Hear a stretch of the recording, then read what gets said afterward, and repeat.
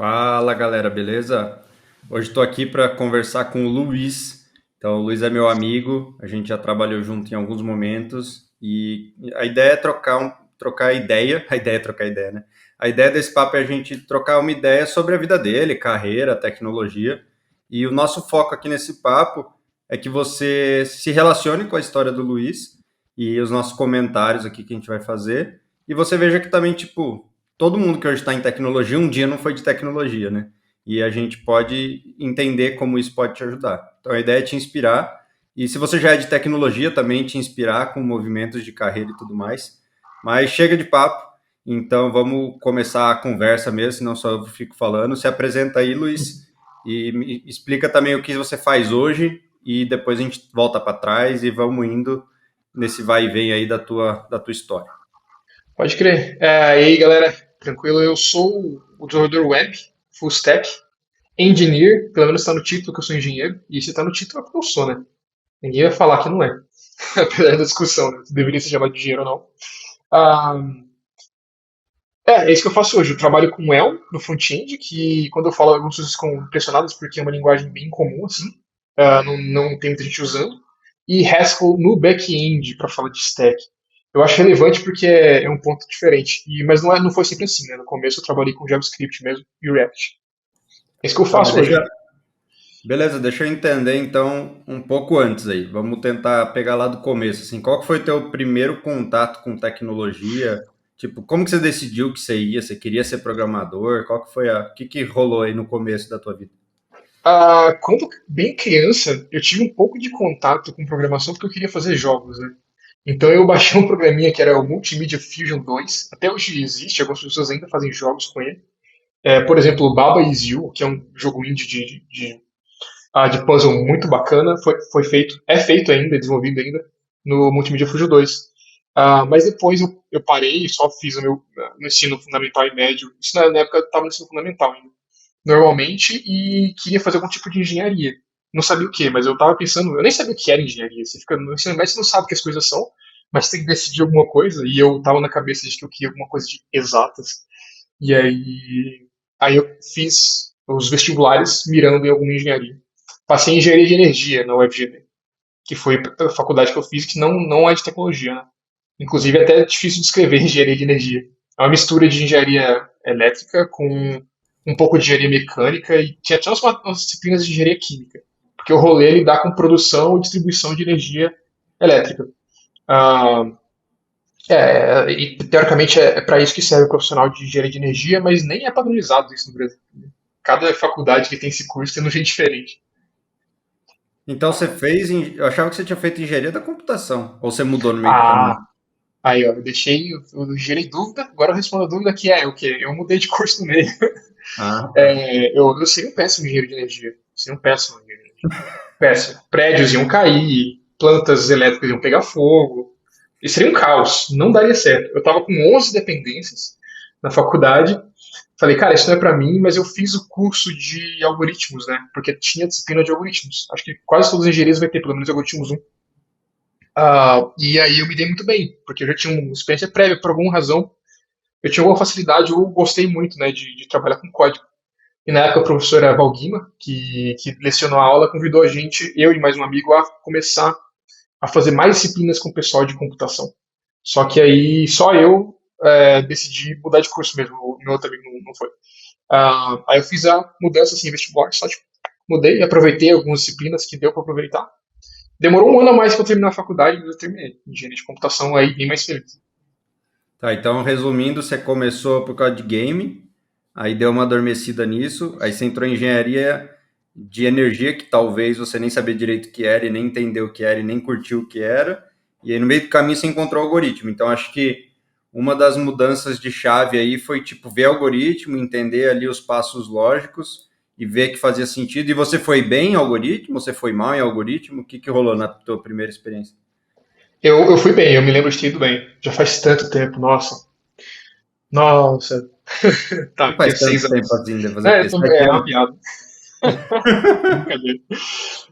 Nossa, naquela época, antigamente, eu ia pra faculdade com um Velociraptor. Era tudo mato. Não, mas eu fui bem. É por isso a professora, inclusive, me convidou a... Falou, tipo, você tem facilidade para isso aí. ah, Considere isso, né, como carreira e tal. Eu não sabia que eu tava acertando tanto na hora que eu decidi mudar, mas eu tava. Eu não fazia ideia. Eu só achei que eu ia trabalhar com videogame, que ainda era algo que eu queria fazer. Eu queria fazer jogos. Foi a minha motivação. Então isso é uma coisa que passa pela minha cabeça bastante. Assim, às vezes a sua motivação inicial não tem nada a ver com o que você vai fazer. Às vezes você quer aprender a programar porque você quer fazer um aplicativo específico, ou porque você quer resolver um problema específico, ou porque você quer trabalhar, sei lá, data science, que é um termo que está muito em alta. Você quer fazer data science e começa a estudar, estudar, estudar, você pode acabar caindo em outra coisa. Então não importa muito de onde vem a sua motivação, porque você vai estudar e você vai se desenvolver, tá ligado? Pelo menos na área de tecnologia dá sempre para mudar. Isso é uma coisa que você falou que muita gente deve estar ouvindo, se a pessoa não é da área de tecnologia, deve falar, é tipo uma coisa super, super específica. É uma coisa super, super específica, mas dentro dessa coisa super específica tem muita coisa. Então, muitas vezes a pessoa, pô, eu quero ser programador, e aí a pessoa vira gerente de produto. Ou, quero ser gerente de produto, e acaba participando de um projeto onde vê código e começa a ficar animado, e sei lá, vira data science, porque começa a estudar machine learning, começa a se apaixonar pelo assunto. Então, dentro da área de tecnologia, muitas empresas são fontes de outras mudanças de carreira. Então, as empresas, como a gente quer reter talentos nas empresas de tecnologia, e é muito difícil achar talentos, é bem comum você mudar de carreira dentro da área de tecnologia. E aí o Luiz citou algumas coisas. E voltando para algoritmos, eu não sei se o Luiz passou por isso, mas no começo, para mim, e quem me conhece sabe que eu gosto de programar para caramba e programo bem, mas para mim, assim, acho que nas primeiras aulas, eu não sei se para o Luiz foi igual, não clicava muito, sabe? Esse termo clicar é quando, tipo, as coisas se encaixam, sabe? Então, para mim, não encaixava tanto, assim. Eu acho que talvez depois de 2, 3 meses, tipo, beleza, entendi. Mas no começo, para mim, era meio difícil. Eu não sei se pro Luiz, talvez para ele, pelo jeito que ele fala, foi bem natural, já aprendeu de primeira. Para mim não foi, tá? Para mim o começo foi meio estranho, nos primeiros meses, depois ficou bem fácil mesmo. Mas acho que nos primeiros 2, 3 meses. E aí eu queria entender se com o Luiz aconteceu isso, porque como que a gente transforma isso, sabe? Como que a gente transforma isso num aprendizado? Porque até hoje eu não sei explicar, tipo, qual foi o momento que, tipo, clicou. Eu não sei dizer qual foi o momento. Não sei se o Luiz passou por isso, talvez o Luiz seja um gênio que sempre foi fácil. Você passou por isso ou você sempre achou fácil? Eu sempre achei fácil, mas eu deixa eu explicar, não é que eu sou um gênio. Eu acho que eu acho que a experiência que eu tive tentando fazer jogos na infância me ajudou bastante, porque quando você para pensar em lógica de programação, as estruturas básicas que você aprende de if, else, e tudo, e eventos e não sei o que, tudo isso estava lá já. E eu aprendi lá, metendo a cara, vendo tutorial. E como eu estava muito motivado, foi mais fácil para eu aprender. Então, na faculdade, eu estava fazendo exatamente aquilo que eu já tinha feito. Então, já tinha, sei lá, alguns caminhos neurais ligados aqui. E aí eu consegui fazer a lembrança desse conhecimento. Mas o inicial, eu tive essa facilidade. Mas teve conceito, sim, que eu meti a cara e tive muita dificuldade para entender. Hoje, por exemplo, eu estou estudando Haskell, apesar de já trabalhando com Haskell, é uma linguagem bem complicada e diferente. Quando você porque ela é totalmente funcional, né? Ela é feita para se trabalhar no paradigma de programação funcional. E quando você estudou praticamente orientação a objetos na maior parte dos seus estudos ali, quando você chega na funcional é um choque, é um choque. E aí eu entendo o que, que é. Você vê o negócio, você não entende, você tenta, você lê, você não sei o quê, e tem uma barreira. Ah, eu não sei como quebrar. A sua pergunta é muito importante hoje, eu acho. Como que você passa de um estado para o outro? O que, que pode ser feito para facilitar isso, né? Esse é um grande desafio da educação. Porque no meu caso levou aí uns 2, 3 meses, chutando também, não sei exatamente o momento, mas eu estava só estudando, né? Então eu imagino que uma pessoa que não está só estudando, ela tem que trabalhar, ela quer mudar de carreira, ela quer mudar rápido. Talvez se demorar 2 a 3 meses, ela vai falar, larga a mão, esse negócio não é para mim. E na verdade pô, é normal, né? Tipo, tudo que é novo, É, você vai ter uma certa dificuldade para aprender, mas seria legal se a gente conseguisse descobrir, talvez tenham estudos mais aprofundados sobre isso, mas, tipo, como fazer o negócio fazer sentido. E eu sei que não é para todo mundo que faz sentido, mas eu acho que para a maioria das pessoas faz sentido. Você falou já várias vezes sobre Haskell e sobre Elm, e aí eu acho que vai ter gente ouvindo a gente que é técnico, então acho que vale a pena a gente falar um pouco também dos paradigmas, né? Então, e tentar. Você começou mais orientação a objeto, porque normalmente no Brasil a gente aprende orientação a objeto na faculdade, e aí como que foi o teu caminho até chegar em uma em programação funcional? Teu primeiro contato com programação funcional já foi numa linguagem puramente funcional? Explica um pouco essa... Que não deixa de ser também uma transição, né? Porque até para você É, é bem impactante, assim, porque para quem está parecendo outra língua que a gente está falando, pensa que são formas diferentes de pensar, mas no fim das contas é tudo código. Mas a forma de pensar, de como eu estruturo meu sistema, por exemplo, se eu tenho uma classe, se eu tenho um objeto, é totalmente diferente. E então no começo você dá uma bugada geral assim. E tem linguagens que são multiparadigma, tipo JavaScript, você pode programar do jeito que você quiser. E tem linguagens que já são bem fechadas num paradigma. Então eu queria saber como que foi essa tua transição e quão dolorosa foi e qual foi o caminho. Hein? eu tenho um probleminha que às vezes eu quero aprender umas coisas aleatórias e eu simplesmente começo a aprender, porque assim, eu não lembro como que eu caí no Elm, mas pesquisando linguagens assim, eu achei o Elm e vi que ele tinha inspirado o Redux, que não sei como está hoje em dia, mas na época todo mundo estava usando Redux para todo lado. Com certeza alguém ainda está usando. Eu falei, cara, o Redux veio dessa linguagem, inspirado nisso, então vou estudar qual é. E quando eu peguei o tutorial do site mesmo da Elmlang lá, é bem legalzinho. Eu não estava entendendo nada, mas eu falei, pô, mas isso é muito legal, porque ele inspirou o Redux, mas eu não estou entendendo nada, eu vou estudar isso aqui. E eu comecei a estudar, tipo, por conta própria. Ah, e tentando fazer apps. Aí eu falei, eu tenho essa ideia desse aplicativo, vou tentar fazer no Elm aqui. Eu gostei dos conceitos de programação funcional, vai, quase que uma filosofia do paradigma de você controlar o estado de uma forma bem regradinha, de você não ter side effect e tal.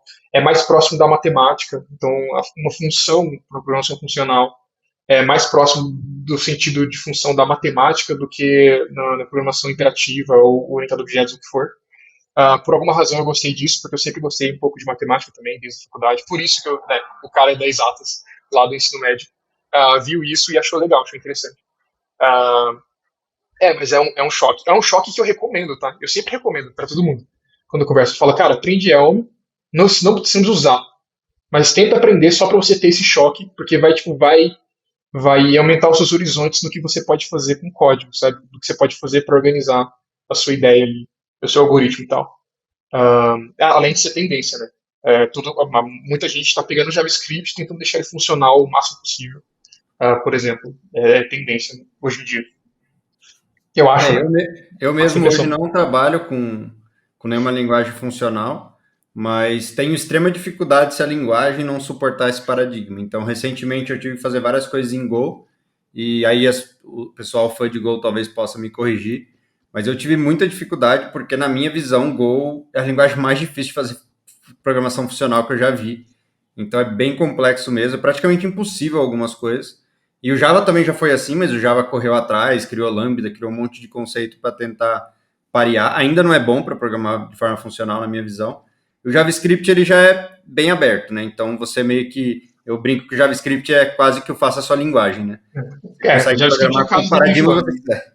O problema do JavaScript é que ele dá muita liberdade, Felipe. Seguinte, você dá liberdade para o ser humano vacilar, o que ele vai fazer? Vacilar. Vai vacilar, ele vai vacilar. Tem o caminho do vacilo e o caminho do não vacilo. Ele vai no vacilo. E o JavaScript te dá toda a liberdade do mundo para você fazer. É a maior vantagem e a maior desvantagem do JavaScript. Né? Muita gente acho que nem sabe, mesmo que sejam usuários avançados de JavaScript, por exemplo, como fazer algo sem classe, né? Como fazer algo que tem um estado interno e que esse estado não consegue ser mutado sem ser pelos métodos. Então, são conceitos que no JavaScript nasceram de forma muito desordenada e com o tempo foram criando padrões, mas que nem todo mundo sabe usar e aí realmente vira uma loucura. O conceito de privado está sendo introduzido no JavaScript agora também, então é bem difícil manter as coisas protegidas contra código de outras pessoas no futuro. Mas são conceitos que a linguagem vai evoluindo, então acho que isso também é legal, assim, quando você considera escolher uma linguagem, não só o estado atual dela, né? É uma linguagem onde tem uma comunidade, onde tem um movimento, onde tem uma padronização que vai levar para um futuro melhor, ou é simplesmente uma linguagem que é legal hoje, porque o nosso código, e quem gosta de ser desenvolvedor, vai ser desenvolvedor a vida inteira. Então, acho que é uma coisa Uhum. importante. Mas eu queria voltar um pouco para a tua história. A gente foi um É. pouco mais para esse lado super técnico, mas que também é legal. E aí, beleza. Então, você fez a faculdade, estava mais na orientação a objeto, E aí, qual que foi a sua primeira experiência de trabalho? Assim, primeira vez que você ganhou algum dinheiro para fazer código? Como que foi? Como que você arrumou? Explica aí. Mais perto, durante a faculdade apareceu um edital para ser web developer na EAD lá, que é a Educação à Distância da UFGD. Eu fiz o edital achando que eu ia ser web dev, mas o que eles precisavam mesmo é de alguém para fazer diagramação no Moodle. No entanto, e sei lá, não é web dev, né? Mas beleza. No entanto, eu consegui achar umas coisinhas lá porque eles queriam fazer o aplicativo do Moodle. Então eu vi que era open source, eu vi que dava para ir, tentei mexer com isso. Foi a primeira vez que eu fiz algo relacionado enquanto estava num trabalho. Mas acabou que eu não programei muito, eu só basicamente diagramei coisas no Moodle. Depois que acabou o contrato lá, eu tinha um canal no YouTube, né? Um canal no YouTube, Canal Palco, youtube.com.br Canal Palco, onde eu ensinava game development, porque, de novo, eu achava que eu ia ser desenvolvedor de jogos. Talvez um dia, não sei. E aí eu ensinava jogos lá, de repente um carinha chegou, você faz jogos tal, se a gente precisar te contratar, como é que é? Aí eu falei, vamos conversar, porque normalmente esses papos Sei é gente lá. maluca. É, gente maluca querendo fazer maluquice, não sabe o que tá fazendo. Mas nesse caso não era. Era um carinha de São Paulo, eles sabiam o que eles estavam querendo, eles tinham dinheiro, eles iam me pagar mensal e tal. É, e aí eu comecei a trampar com ele antes inclusive de acabar a faculdade, porque daí eu fazia no tempo livre. Isso já estava explícito e tal, nunca enganei ninguém. Tô aqui e tal. Aí eu comecei a fazer jogos, eu fiz uns 3 produtinhos com eles, que lançaram e tal, até que apareceu a oportunidade, aí conheci a Quad, tá ligado? Que a gente vai entrar nisso daqui a pouco. Mas essa foi a primeira experiência profissional mesmo. Eu fui desenvolvedor de jogos por um tempo, com Godot Engine, que é a minha especialidade em jogos. Que é E eu isso? sou. A Godot é uma engine de jogos open source, que ela Que tá. linguagem que é? Ela tem uma linguagem própria chamada GDScript, que eles começaram tentando fazer com Lua. Na verdade, ela é feita em C++, com tudo que precisa, quase tudo precisa de performance e tal, ainda mais engine de jogos. É, Só que ela permite você embarcar linguagens de scripts diferentes. E no começo eles tentaram Lua. Então, através dessa linguagem embarcada, assim, mais fácil de mexer, digamos assim, por isso que é script, você controla as coisas de C++ da engine. Quase toda engine é assim. Mesmo assim, de C Sharp, por exemplo.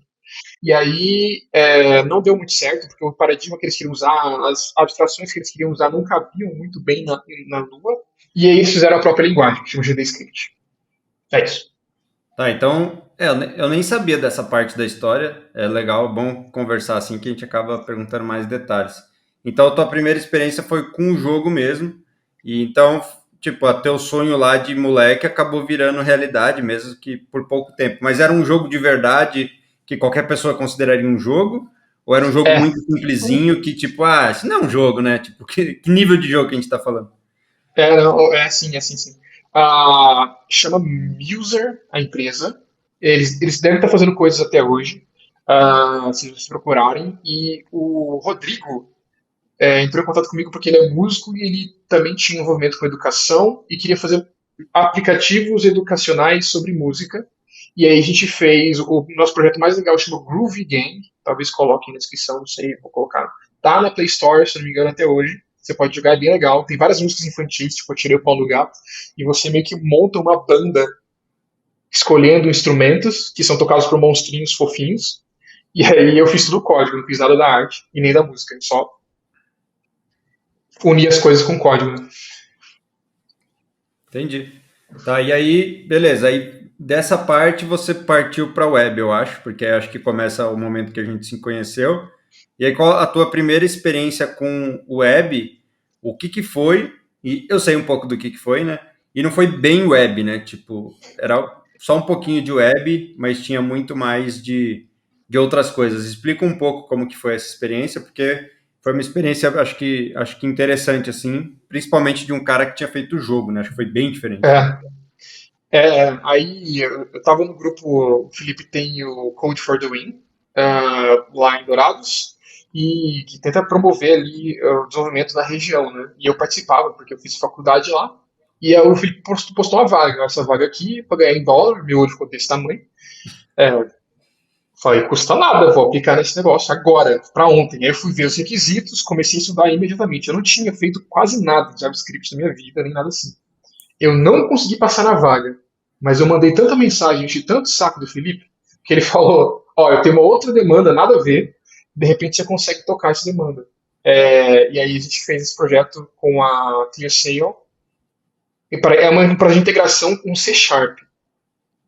Não gostei muito, mas participei um pouco. Então, essa é uma coisa, acho que interessante de, assim, você estava disposto a aprender, sabe? E, então, para quem está do outro lado, se você está tentando começar, não tenta ser muito mala, sabe? Tipo, quando você está começando, você tem que ter a humildade suficiente de falar, beleza, eu não sei, mas eu tô super afim. Então, na verdade, foi isso que me chamou a atenção no Luiz na época, né? Que ele estava afim. Ele, tipo, como ele falou, me mandou um monte de mensagem. Não que eu achei que ele estava me enchendo o saco, tipo, foram mensagens produtivas. Assim, pelo que eu me lembro, a gente trocou várias ideias, assim, foram papos bem interessantes, mandando áudio no WhatsApp e tudo mais. Eu falei, pô, esse cara tava super interessado, se comunica bem. Que é outra coisa que eu acho que vocês vão perceber nessas histórias, é que quando a pessoa técnica se comunica bem, isso é um grande diferencial, porque tem muita gente que quer ser dev e tudo, mas se comunica muito mal. Então, isso é um grande diferencial do Luiz. E aí ele também não conhecia C Sharp, era um projeto de C Sharp, então era um desafio grande, só que ele topou. Então, assim, mesmo que ele não tenha curtido, hoje ele não é um dev C Sharp, talvez ele não queira Não. programar em C Sharp, só que quando você sabe muito bem algoritmo, você vai apanhar um pouquinho da linguagem, mas não é o fim do mundo, sabe? Talvez você vai falar, putz, não gostei, próximo projeto eu não vou querer trabalhar com C Sharp, mas você consegue programar. E aí, hoje em dia, a gente ainda vive na era do conhecimento, né? A gente tem tudo no YouTube, tem tudo em blogs, tem tudo em livros digitais, então é muito rápido. Quando eu estudava mesmo, tipo, eu imprimia livro para ir estudando no busão da faculdade, porque não tinha celular, muito menos, eu tinha celular que tinha joguinho da minhoquinha, né? Mas eu não tinha celular que dava para ler, por exemplo. Então eu andava com um livro desse tamanho, eu até brincava com a minha namorada na época, hoje é minha esposa, que eu falava, ó, esse livro aqui que vai dar o nosso sustento, que era o livro da certificação do Java, era o livro de JSF, era o livro de struts. Então só eram as tecnologias que eu estudava no momento. Então, acho que essa abertura, como o mercado hoje está muito aquecido, tipo, não caia nessa pilha de querer escolher muito, sabe? Eu acho que para começar, o mais importante é começar. Então, pô, estudei JavaScript pra caramba, surgiu uma vaga de C, eu não quero. Eu acho que não precisa não querer, sabe? Tipo, é legal essa exposição, é legal você conhecer um monte de linguagem. Depois a gente vai andar mais na história do Luiz. Ele foi para linguagens ainda mais exóticas, né? Que foi o que ele falou no começo, como Haskell e Elm. Então, assim, mas essa abertura ele tinha desde o começo. E eu já vi pessoas mais novas que querem escolher muito. E aí talvez até nem encontre o que realmente gosta, porque tentou escolher muito, tentou ser muito restritivo. Eu programei já em Fortran, por exemplo, que é uma linguagem dos anos 70. E tipo, eu curtia pra caramba? Não. Mas beleza, vamos fazer código, vamos resolver problema. Então acho que essa mentalidade de resolução de problema, ela é bem importante. Então, para quem está ouvindo porque quer se inspirar, acho assim, foca no problema, sabe? Não foca tanto nas ferramentas que você vai ter que usar, porque se o Luiz tivesse focado muito na ferramenta, ele não ia estar aqui nesse papo, por exemplo, a gente não ia ter feito Ah, amizade. Então, assim, eu acho que abrir um pouco esse horizonte e falar, cara, eu vou tentar resolver problema. E até para quem é mais velho, é que quem é mais velho, como você já tem isso mais velho na área de tecnologia, você pode ser um pouco mais mala, né? Porque você já tem mais conhecimento, você pode filtrar melhor as propostas que você vai receber. Mas principalmente se você está começando, topa qualquer coisa. Sim, eu estou falando qualquer coisa do ponto de vista de linguagem, né? Óbvio, não top ser explorado, trabalhar de forma escrava, nada disso. Estou falando, mas topa qualquer coisa para você se expor. A tecnologia não é o mais importante. Por é mais verdade. que o pessoal novo valoriza muito a tecnologia, não é o mais importante. Inclusive é uma ilusão que a gente tem no começo de que é justamente a linguagem. A primeira pergunta que todo mundo faz quando é iniciante é tipo, qual linguagem que eu devo estudar, sabe? E é tipo a última pergunta que você tem que fazer quando você é iniciante.